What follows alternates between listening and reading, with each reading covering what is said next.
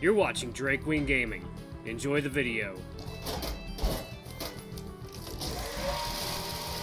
Hey guys and gals, Nary here from Drake Wing Gaming. As some of you know me on Twitter, the Gaming Dragon. Today I'm coming back at you with a Let's Play episode of Temptation's Ballad. So y'all, without further ado, let's go ahead and jump right back into it, shall we? Alarm Chan, you are up, and let's go! Alright. Oh, Cole, you are in a heap of trouble. What will you do, and how will you escape this envy demon? Anyway, the merchant took one look at him, scowled, and kicked loose from Cole's trembling grip. Get lost, kid! Ain't got no time for drunks at this hour! Cole gaped in shock. The other people in the crowd were actively avoiding eye contact with him. When he tried to plead for help or pull on their sleeves, he was quickly shaken off. What the roll was happening? He was bleeding out in the middle of the street here! Cole felt Malice poke his head out from his pockets. The side of Little Snake's head was covered in blood. There was a hole somewhere near his shoulder where he too sported a similar wound to Cole. My sister specializes in illusions, just like you, and she loves playing with her food. I think she must have hit you with some sort of illusory spell that disguises you from everyone here. These people probably see you as another lowly drunk hooligan at the festival. Cole's eyes widened. So nobody could see his wounds or notice that he's being shot down? Dread slowly set in as Cole realized he was completely alone in this crowd. There was no help. Oh! He scarcely had time to register the flash of green at the corner of his eye before another acid arrow rocketed out of the sky and shot through his left thigh. Cole let out a silent scream, grasping and gaping wound as his leg gave out from under him. His head felt hot, his senses growing a feverish haze from the pain. Through gritted teeth, Cole dragged himself around a street corner before collapsing into a panting heap. Jeez. Nervous sweat soaked Cole's brow as he kept an eye behind him. He needed to keep his cool and figure out a way out of this mess. My sister is a spell sniper. Hiding behind cover won't do you much good. She can strike you down through this crowd while standing at the other end of the street if she wanted to. A frustrated hiss escaped Cole's bloodied throat. Great! That would have been helpful to hear 5 minutes ago, jackass! Got any other nuggets of wisdom for me? And preferably something that'll help us get out of this mess? Well, Zealots is probably hiding nearby among the crowd in disguise. She's a perfect shapeshifter and even acquires the memories of whoever she turns into. Little Snake shivered. Zealots likes to watch as she slowly whittles down her prey. Your sister sounds like an ass. Cole squeezed his eyes closed and desperately sorted through his current options. He had an arcane crystal with cure wounds, but only one. It would suck if he spent it now and got absolutely pulverized later. But save it for a true critical moment for a final burst of life. Cole opened his mouth and tried to speak, but that silencing spell was still in effect. And here was the other problem. Most of his spells required both a verbal and somatic component in order to be cast. A short verbal incantation, along with a somatic flick of the wrist or snap of the fingers. Being silenced has cut off most of his more powerful spellcasting options, even with the new spells Mouse provided from him earlier. Only a minor illusion, prestidigitation, and this new ghostly gaze didn't require a verbal component to cast. None of those options could really help him mount an offensive. Cole took a deep breath and tried his best to ignore the burning pain of acid from his bleeding wounds. Zealous was hiding in this crowd, sniping him down in this grotesque hunt. He was utterly alone. Waiting for help was not an option. His best chance for survival was to identify Zealous in this crowd and then land a solid hit to break her concentration on this illusion and silencing spell on him. Then he might actually get the crowd to come to his aid. It's a solid plan, my puny mortal. But keep in mind that my sister is nothing like that Calder kid. She won't lose concentration from a simple knock over the head. I know that. Just give me a moment to think. Go! Another acid arrow veered around the corner. Cole threw himself to the side and hissed as it cut a deep gash in his side. He had stayed in one spot for too long. He needed to move. Jeez. Cole stumbled back out into the street with a heavy limp and scanned the crowd furiously, his skull throbbing with pain. He surged arcane energy into his eyes, his sight sharpening with magical precision. Ghostly gaze! His field of view widened, vision piercing past every object and person in this path. Everything in the vicinity was in sight, no matter how hidden. But he still couldn't see where his attacker was coming from. Noodle, what kind of shitty spells have you been peddling to me? I told you before, my sister's a near-perfect shapeshifter. Demon's magical abilities are beyond your mortal grasp. I doubt even a detect magic could help you identify her disguise. So you know, it is water time.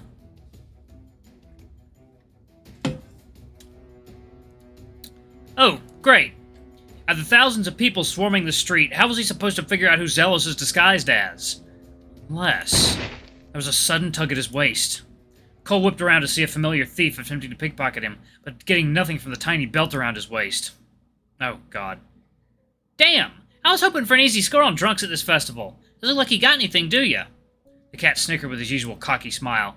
Emil abruptly frowned. He squinted at Cole, as though attempting to peer through a thick haze. Wait a sec. Aren't you one of the folk I stole from a few days ago? You look familiar.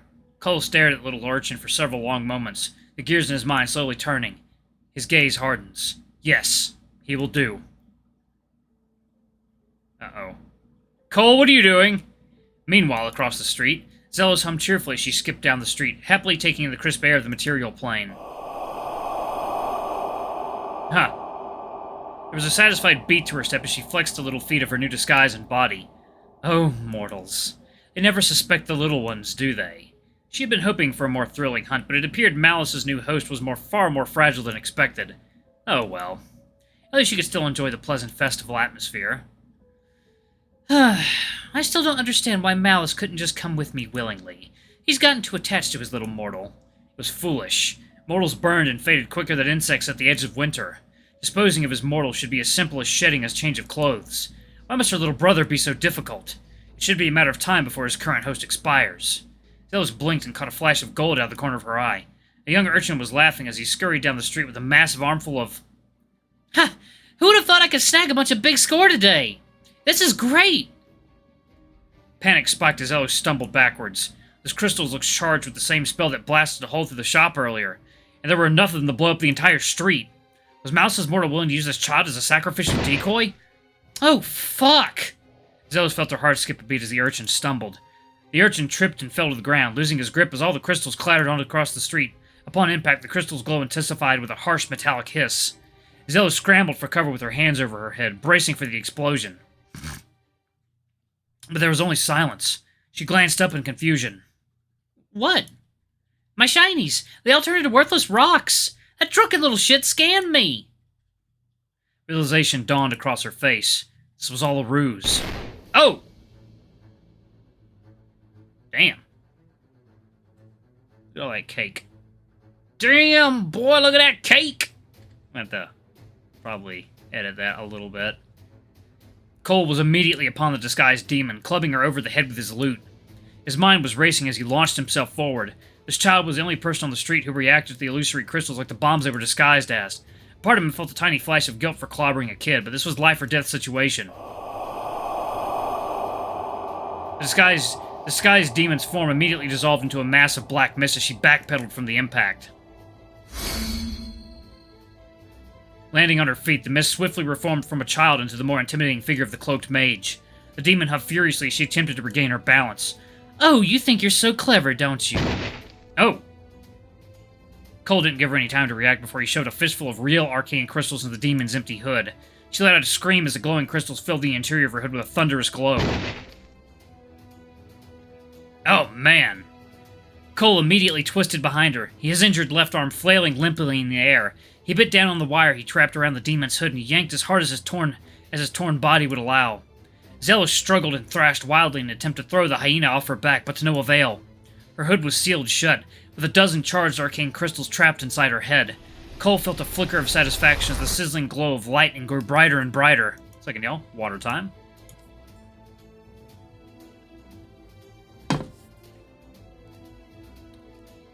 This was Payback. Oh! Damn! A blinding explosion tore through the air, sending shockwaves blistering through the streets. All of Cole's senses whited out. His world was only the sensation of his broken body skidding across the hard cobblestone like a ragged tumbleweed. Painful ringing filled his ears as he struggled to get a grip on his surroundings. He was still tumbling. People were screaming.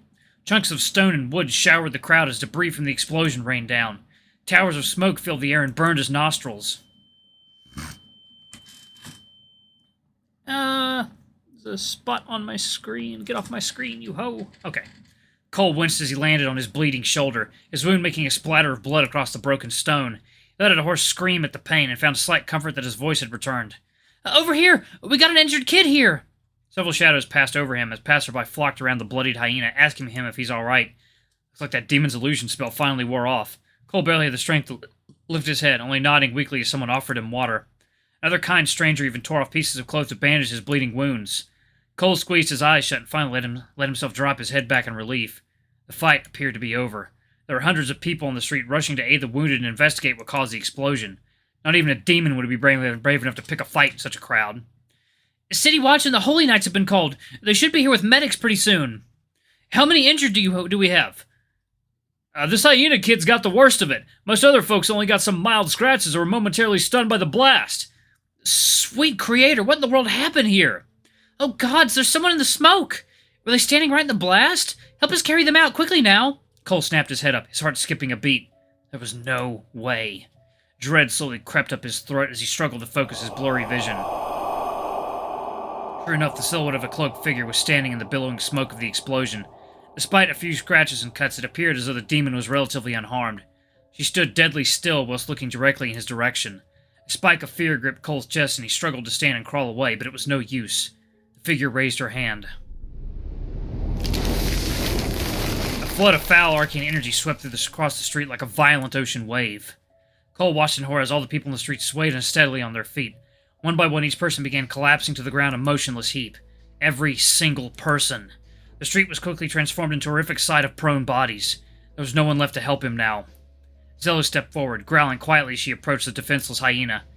You put up a better fight than I expected, little mortal, but the time for fun is over. Oh. The demon's cloak unfurled as it slowly filled with infernal flames. She rose weightlessly, cloak waving like dark wings as she towered above him menacingly. Violent, violet tendrils raked through the air, filling it with a coppery smell of charged arcane energy. Unbearable heat washed across the land as Zealous readied her foul, destructive arcane magic. I've enjoyed our little game, but I'm afraid I've run out of patience. Her voice lost all of its previous cruel and playful tone. Her words rumbled like distant thunder, ageless and absolute like that of a true demon. Hand over my little brother, or I will blast you into a pile of ashes. My host's orders be damned. I am Zelos the Faceless, envy demon of the infernal plane, and I shall not be crossed. Oh dear. Cole's vision was swimming. He could barely stand, his wounded legs swaying in unsteady tremors. He looked up at the blinding light through exhausted, half-lidded eyes. Dread slowly clawed its way through his chest. Second, y'all. Water time.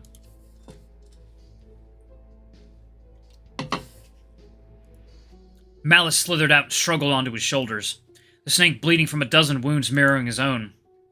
He nudged Cole frantically, his gaze bouncing between the fiery glow of his sister and the defeated expression on the hyena's face. What are you just standing there for, puny mortal? There's no time to freeze up! The hyena made no effort to move. Malice gulped and nudged him again desperately. Come on, you are my first mortal! It can't be over so quickly! Do something clever like you always do! Cole paused for a moment before slowly shaking his head. Sorry. I'm out of tricks. Cole squeezed his eyes shut for one last time. Oh! Ah, Hamish! Cole felt a sharp yank. The infernal beam crashed down only to meet the cold stone of the street. He stared in bewildered shock as the waterfall of infernal light tore through the ground like butter, leaving a deep crevice where he stood moments before. Cole turned his blurry gaze towards his savior, his heart skipping a beat. Ha! Hamish leaped through the air and skid to a safe distance away, bow drawn and Cole tucked safely under his arm. The older hyena gently rested Cole down behind the safe cover of a street corner. He scanned over his battered body with concern. Are you all right? Cole opened his mouth to answer, but could only manage a quiet, bloody gurgle. Hamish's eyes widened before narrowing into deadly slits. The older hyena brushed a worried hand over Cole's cheek before standing. Rest. I'm here. Hamish turned his gaze towards the airborne demon.